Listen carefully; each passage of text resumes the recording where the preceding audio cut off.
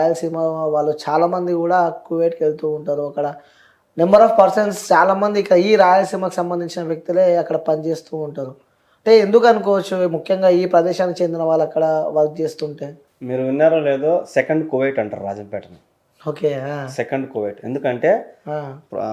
Suppose మా ఇల్లు ఎత్తుకుంటే మా నాన్న పోయినాడు, హ్మ్. మా అమ్మ పోయింది, మా అన్న పోయినాడు, నేను పోయినా. ఓకే. సో ఇంకా నా తమ్ముడు కూడా ఉన్నట్టే నా తమ్ముడు కూడా పంపించేవాడిని.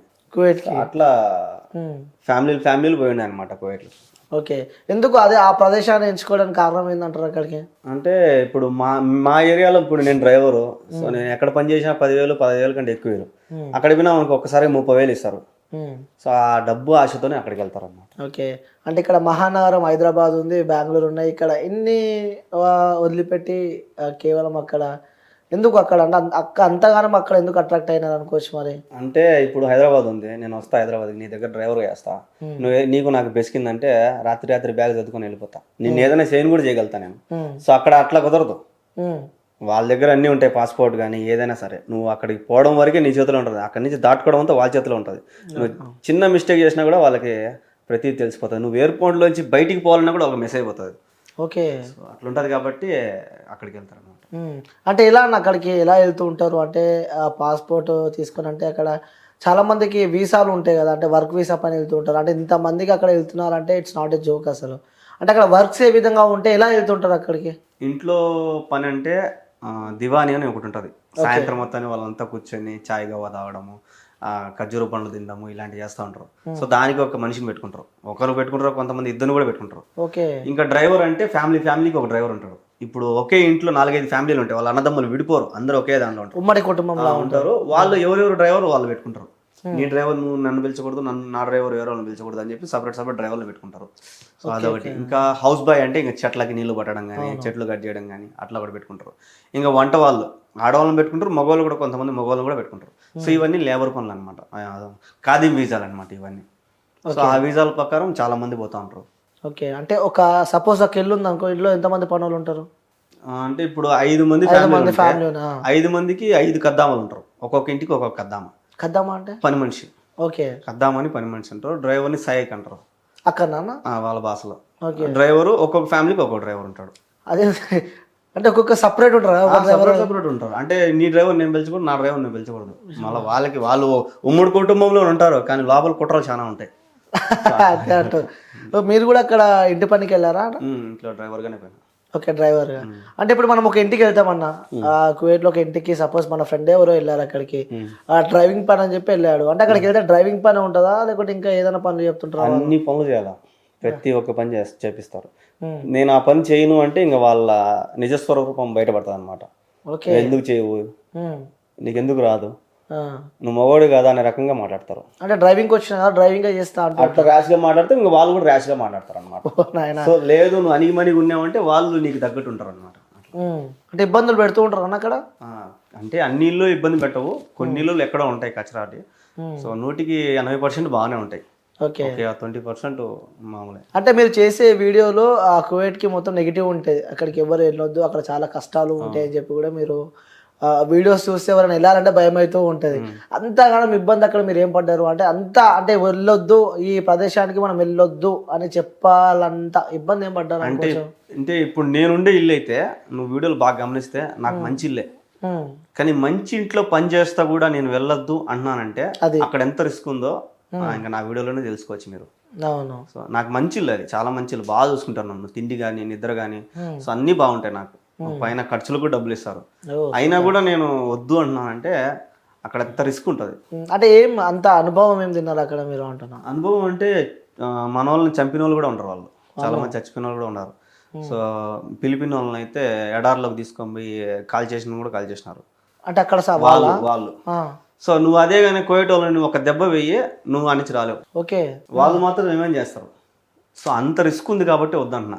నేను మగవాళ్ళు పొమ్మనే చెప్తాను నేనైతే, మీకు అంత ధైర్యం ఉంది, దేవుడు మగతనం ఇచ్చినాడు కాబట్టి పో, కానీ ఆడవాళ్ళు పోవద్దని నేను చెప్తాను. ఓకే.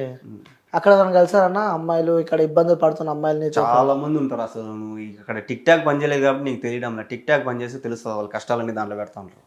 ఓకే. అక్కడ నడుస్తుందా టిక్ టాక్? నడుస్తుంది. ఏమని చెప్తూ ఉంటారు వాళ్ళు మీకుతో? అంటే నాకెవరు చెప్పరు, నేను చూస్తా ఉంటా. అంటే అక్కడికి వెళ్తే చూస్తూ ఉంటారు కదా, అరే చాలా మంది నాకు కూడా మెసేజ్ పెడతా ఉంటారు, నాకు ఇట్లుందన్నా ఇట్లుందన్నా అని. నేనే ఒకరి కింద పని చేస్తున్నా డ్రైవర్ గా, సో నేనేం చేయగలుగుతాను. అవును నువ్వు అదే ఇక్కడ ఇండియాలో ఎక్కడన్నా ఉంటే అన్న ఈ మార్గుంది పరిస్థితి అంటే నేను వచ్చేస్తా. అవును. సో నాకే నమ్మకంలో ఇంటికి పోతాం లేదు, నీకేం నేనేం చేశాను వచ్చి. సో అక్కడ ఒకరికొకరు హెల్ప్ చేయడం కొద్దిగా కష్టమే. పాత వాళ్ళు ఉన్నారు చాలా ఏళ్ళ నుంచి అక్కడే ఉండి బాగా పలుకుబడి సంపాదించిన వాళ్ళు కొద్దిగా హెల్ప్ చేయగలుగుతారు. ఓకే, తెలుగు వాళ్ళు ఎక్కువ కనిపిస్తుంటారు కదా అక్కడ? ఎక్కువగా చాలా మంది. అంటే మరి ఈ సందర్భాలు జరిగినప్పుడు అంటే అక్కడ అంటే వేరే కంట్రీస్లలో కూడా ఆ తెలుగు కాలనీస్ కానీ ఇలాంటివి ఉంటూ ఉంటాయి, అంటే తెలుగుకు సంబంధించిన వాళ్ళు ఒక ఆ ప్లేస్లో ఉండడం కానీ ఇలాంటివి ఉంటూ ఉంటాయి. అంటే ఈ కువైట్లో తెలుగు సంబంధించిన వాళ్ళు ఒక ఏరియా కానీ ఒక ప్లేస్ ఇలా ఏం లేదు అక్కడ? ఉంది, మాలియా అని ఒక ఏరియా ఉంది కువైట్ సిటీలో, మాలియా అని. శుక్రవారం అక్కడ కలుసుకుంటారు అనమాట జనాలు, చాలా మంది వస్తారు. ఇంకా కువైట్ అవతల ఇంకొక ఊరు ఉంది ఫాహెల్ అని, సో ఆ ఏరియాలో కూడా మన తెలుగు వాళ్ళందరూ కలుసుకుంటుంటారు. సో ఒక్కొక్కరు ఒక్కొక్క ఏరియా పెట్టుకుంటారు, ఈ ఏరియాలో కలుసుకుందాం మన సెలవు వచ్చినప్పుడు. సో అక్కడికి వచ్చి అందరు కలుసుకొని సాయంత్రం దాకా ఉండి తిని ఇంకా జలసాలు చేయడం పోవడం. ఓకే, ఎలా ఉంటుంది అక్కడ కల్చర్, ఏ విధంగా ఉంటుంది అంటే కంపేరివ్ టు ఇండియా? సో అక్కడ కల్చర్ ఏ విధంగా ఉంటుంది అంటే మీరు ఇక్కడ పుట్టి పెరిగారు కాబట్టి, సో ఇండియాలో ఉన్న కల్చర్ కానీ అక్కడ ఉన్న కల్చర్ కానీ రెండిట్లో మీరు ఏం డిఫరెన్స్ గమనించారు? డిఫరెన్స్ అంటే వాళ్ళు ముస్లిమ్స్, సో వాళ్ళకి తగ్గట్టు వాళ్ళు ఉంటారు. సో మనము హిందూస్, సో మనకు తగ్గట్టు మనం ఉంటాం. ఇక్కడ అందరం ఒకటే, కానీ అక్కడ ఏందిరా అంటే వాళ్ళు ముస్లిమ్స్ కాబట్టి వాళ్ళ రూల్సే మనం పాటించాలా అంటారు. కానీ ఇక్కడ అట్లా కాదు కదా, నువ్వు ముస్లిమ్స్ అయితే నేను హిందూ అయితే అందరం కలిసే ఉంటాం. సో అక్కడ అట్లా కాదు. ఇప్పుడు వాళ్ళు ఒక్క పొద్దులు ఉంటారు రంజాన్లకి, సో మనం కూడా ఒక్క పొద్దు ఉండాలి. ఓకే, అంటే మన ఇళ్ళలో ఇంట్లో ఉండేవాళ్ళు చెప్పరు, అరే నువ్వు ఒక్క పొద్దు ఉండు, నువ్వు ఉండకపోతే కొడతాం మేము, అది ఇది అనరు. సో బయట ఎక్కడన్నా తిన్నా కూడా ఫైన్ వేస్తారు నీకు పోలీసు వాళ్ళు. అదేంది? అది వాళ్ళ రూల్ కదా, వాళ్ళ ముస్లిమ్స్ దేశం కదా, సో వాళ్ళ రూల్స్ ని పాటించాలని చెప్తున్నా. అది ఇక్కడైతే ఇష్టం, అది మన ఇష్టం. అంటే ఒకవేళ రంజాన్ మాసం ఉంటే తినకుంటే ఎవరు తినొద్దు, ఇక ఒకవేళ తింటే ఫైన్. బయట తింటే తెలియకుండా తినకూడదు. బయట ఎవరైనా పోలీసు వాళ్ళు, హోటల్స్ ఏముండవు, అన్ని మూసేస్తారు, ఏముండవు. నువ్వు ఎక్కడే కానీ తినేదానికి కుదరదు. ఓన్లీ ఇంట్లో మీ పని వాళ్ళు ఇంట్లో ఉంటారు కదా పని వాళ్ళు పెడితే నువ్వు సైగ్గున్న రూమ్ లో తీసుకుని తినాలి. బయట ఎక్కడైనా నీళ్ళు తాగినా ఏదన్నా తిన్నా వచ్చి ఫైన్ వేస్తారు. అలాంటి కొంతమంది కొట్టను కూడా కొడతారు పోయేటోళ్ళు పిల్లలు. ఓకే, అలాంటి ఇబ్బందులు మీరు ఎదుర్కొన్నారన్నా? లేదు. తిన్నారా మంచిగా మీరు? నేను తిన్నా బా, నేను మాత్రం దగ్గర నాకు ఇవ్వకపోతే నేను రచ్చబడతా ఇంట్లో. నేను ముస్లిం కాదు, నాకు ఇవ్వాల్సిందే. ఓకే, ఎన్ని ఇయర్స్ ఉన్నారు అక్కడ? నేను ఇంట్లో ఇప్పుడు 3 సంవత్సరాలు అయిపోయింది, 3 సంవత్సరాలు దాటింది. ఇంతకుముందు ఇంట్లో 2 ఏళ్ళు చేసిన. ఓకే, అంటే ఒక్కొక్క ఇల్లు పంచుకుంటారు అనమాట? అంటే అట్టేం పంచుకునేదేంలా, అగ్రిమెంట్ ఉంటుంది ఒక ఇంట్లో. ఇప్పుడు నేను ఒక ఇంట్లో పోతానంటే 2 ఏళ్ళు అగ్రిమెంట్ ఉంటుంది. ఓకే, ఆ 2 ఏళ్ళు నువ్వు కంప్లీట్ చేసుకుని రావాలా. నీకు నచ్చితే మళ్ళీ పోవచ్చు, నీకు నచ్చకపోతే. ఓకే ఓకే, అగ్రిమెంట్ ఉంటుంది. ఇప్పుడు మీరు 3 years పెట్టినారు, అయిపోయింది, మళ్ళీ మీరు ఇండియాకి వచ్చారు. 2 years ఉంటుంది అగ్రిమెంట్. ఏ ఇంట్లోనా? 2 years. ఇంట్లోనే 2 years ఉంటుంది. 2 years కంప్లీట్ అయిన తర్వాత నువ్వు మళ్ళీ పోతానంటే పోలేదంటే నీ ఇష్టం. అది ఓకే, ఇబ్బందులు ఏమో. ఫస్ట్ ఇల్లు అయితే నేను ఆపేసిన పోకుండా, ఈ ఇల్లు అయితే పోతా వస్తా. ఓకే, ఇల్లు పోతా వస్తున్నారు. సార్ ఫస్ట్ అంటే చాలా మంది కువైట్కి ఎలా వెళ్ళాలో కూడా తెలియని వాళ్ళు కొంతమంది ఉంటారు. అంటే ప్రతి ఒక్కరికి డ్రీమ్ ప్లేసులు ఉంటాయి. 10th చదివిన వాళ్ళు వీళ్ళు వెళ్ళాలని అనుకుంటారు కువైట్కి. అలా వెళ్ళాలంటే వాళ్ళు ఎలా, అంటే వాళ్ళ ప్రాసెస్ ఏ విధంగా ఉంటుంది? వీసా చాలా మంది అట్లా, ఇప్పుడు హైదరాబాద్ ఉంది, విజయవాడ ఉంది, వీళ్ళంతా ఏం చేస్తారంటే బ్రోకర్లు ఉంటారు, అక్కడ వీసాలు తీసుకొని వచ్చి ఇక్కడ అమ్ముతా ఉంటారు. సో ఆ విధంగా పోవద్దనే చెప్తాను నేను చాలా మందికి. అక్కడ మనకు తెలిసిన వాళ్ళు ఉంటారు. ఇప్పుడు నేను ఎవరి ద్వారా పోయినా అంటే నా ఫ్రెండ్ ద్వారా పోయినా. సో అట్లా ఎవరైనా బంధువులు కానీ ఫ్రెండ్స్ కానీ బాగా తెలిసిన వాళ్ళు ఉంటే వాళ్ళ ద్వారా పోతే మంచిది. ఎందుకంటే రేపు పొద్దున్న నీకు ఏదైనా ఇబ్బంది అయింది అనుకో, మన ఇంట్లో వాళ్ళు పోయి వాళ్ళ ఇంట్లో వాళ్ళని అడుగుతారు. సో ఏజెంట్ ఏం చేస్తాడంటే, నా వృత్తి ఇది, నా పని ఇది, పంపేయడం ఒకటి, పంపిపోయినాక నీ ఇష్టం అంటాడు. సో అక్కడికి పోయిన తర్వాత చేతులు ఎత్తేసి ఎవరేం చేయలేరు. ఓకే, సో వాళ్ళ తెలిసిన వాళ్ళు ఉంటేనే అక్కడికి వెళ్ళాలి, పోతే మంచిది. ఓకే, ఇంకెలా ఉంటుంది అన్న అక్కడ? అంటే టైమింగ్స్ కూడా ఎన్ని అవర్స్ డిఫరెన్స్ ఉంటుంది ఇక్కడ ఇండియా కంపారిటివ్ ఇండియాకి? అక్కడ 2.5 గంటల తేడా ఉంటుంది. 2.5 గంటలు తేడా ఉంటుంది. అంటే డ్యూటీకి అప్పుడప్పుడు కొన్ని సందర్భాలలో లేట్ అవుతూ ఉంటుంది. అలా లేట్ అయినప్పుడు కూడా అక్కడ నుంచి వాళ్ళు ఇబ్బందులు పెడుతూ ఉంటారా ఇంటి వాళ్ళు? అంటే ఇబ్బంది పెట్టరు, ఫోన్ మీద ఫోన్ కొడతారు. సో ఒక 5 నిమిషాలు లేట్ అయినా కూడా మనం ఈ నుంచి బండి తీసుకొని వాళ్ళ కాడికి తీసుకొని పోయినప్పుడు ఒక 10-20 మాటలు ఫోన్ కొట్టుంటారు. సూరా తాల్. సో బిన్నారా అని ఫోన్ కొడుతూ ఉంటారు. ఓకే, సో వెళ్ళాక మళ్ళీ ఎప్పుడైనా మీరు వాళ్ళతో తిట్లు కానీ దెబ్బ తినడం కానీ అలాంటి సందర్భాలు ఎప్పుడైనా మీకు సంబంధించిన ఫ్రెండ్స్ కానీ ఎవరన్నా? సంబంధించిన ఫ్రెండ్స్ అయితే తిట్లు తింటానే ఉంటారు. దెబ్బలు తిన్న వాళ్ళు అయితే ఎవరు లేరు, తిట్లు అయితే తింటా ఉంటారు. చాలా మంది కూడా నాకు ఫోన్ చేసి ఈ మారి తిట్టినాడు రా మా వాడు, ఈ మారి చేస్తున్నాడు రా, గొనుగుతున్నాడు రా అని అంటూ ఉంటారు. నేను ఎవరికైనా ఒకటే చెప్తాను, మీరు లాంగ్వేజ్ నేర్చుకోండి, తిరగమల్లి మాట్లాడండి. లాంగ్వేజ్ నేర్చుకుంటే వాళ్ళు భయపడతారు. మీరు భాష నేర్చుకోకుండా బెబ్బెబ్బ వాడు చెప్తా ఉంటే మీరు భయపడినారంటే వాడు ఇంకా రెచ్చిపోతాడు. సో వాడు మాట్లాడితే రివర్స్ మాట్లాడాలి మనం, అప్పుడు వాడు అమ్మ ఇవి డేంజర్ రా అని గమ్మనంటాడు. ఓకే, మళ్ళీ అలా డేంజర్ మాట్లాడితే వాడు రిటర్న్ మనం ఏమైనా చేస్తే ఏం చేయడు, నువ్వు కరెక్ట్గా మాట్లాడాలి. వాడు చెప్పినాడంటే దానికి సమాధానం చెప్పినామంటే ఎగ్జాక్ట్ సమాధానం, కరెక్ట్ సమాధానం. ఓకే, ఇంకోటి ఆ కువైట్ కంట్రీలో కూడా మర్డర్లు ఎక్కువ అవుతూ ఉంటాయని చెప్పి వింటూ ఉంటాము. అంటే కొంతమంది చేస్తారు, పిల్లనాయలు ఉంటారు కొంతమంది కువైట్ పిల్లోళ్ళు, వాళ్ళకి అదొక కుషాలన్నమాట.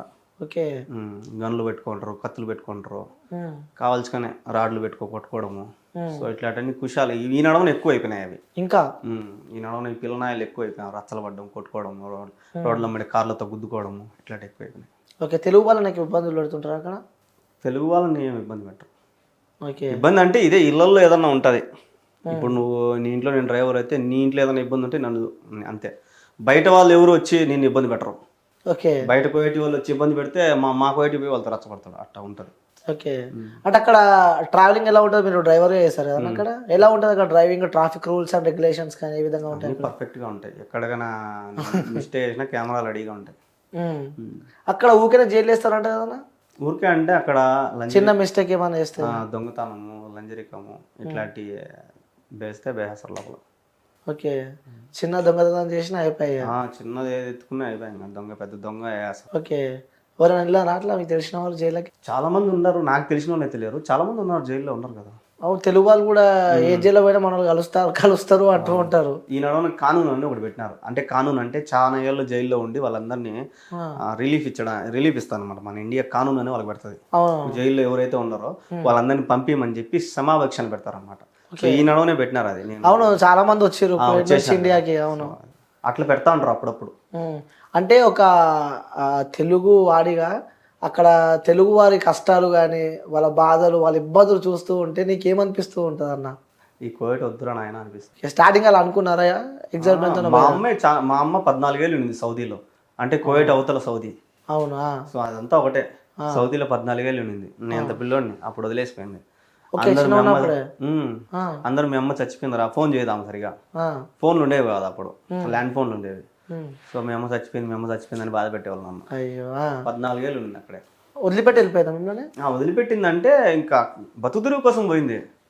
అక్కడ వాళ్ళు చాలా ఇబ్బంది పెట్టినారు, హౌస్ అరెస్ట్ చేసినారు, రూమ్ లో వేసి అన్నం పెట్టకుండా సరిగా, మా అమ్మని సిగరెట్లతో కాల్చి చాలా ఇబ్బంది పెట్టినారు మా అమ్మని. అక్కడ కువైట్ లో? సౌదీలో. ఓకే, సౌదీ చాలా మంచి కంట్రీ అనమాట, ఈ కువైట్ కన్నా కొద్దిగా బెస్ట్ అక్కడ. కానీ అక్కడే ఎందుకో మా అమ్మని చాలా ఇబ్బంది పెట్టినారు. మళ్ళీ మా అమ్మ 14 ఏళ్ళు అంత ఇబ్బంది పడి ₹1 కూడా తేలా ఇంటికి, కానీ మళ్ళీ సౌదీకి పోయింది మా అమ్మ. అదే ఆ ఇంటికి కాదు, వేరే ఇంటికి. ఇంకా మా అమ్మ డేర్ చూసుకోండి. ఓకే, అంత ఇబ్బందులు పడ్డా కూడా మళ్ళీ పోయింది సౌదీకి, వేరే ఇంటికి. అంటే డబ్బు. ఓకే, అంటే అమ్మ చిన్నప్పుడే మిమ్మల్ని వదిలిపెట్టి వెళ్ళిపోయింది అని చెప్పి చెప్తున్నారు. అంటే ఇంట్లో ఎంతమంది ఉంటారన్న మీరు? 2 అక్కలు, ఒక చెల్లి, నేను. అందరికి పెళ్ళి అయిపోయినాయి ఇప్పుడు. ఓకే, 2 అక్కలు, ఒక చెల్లి, మీరు. నాన్న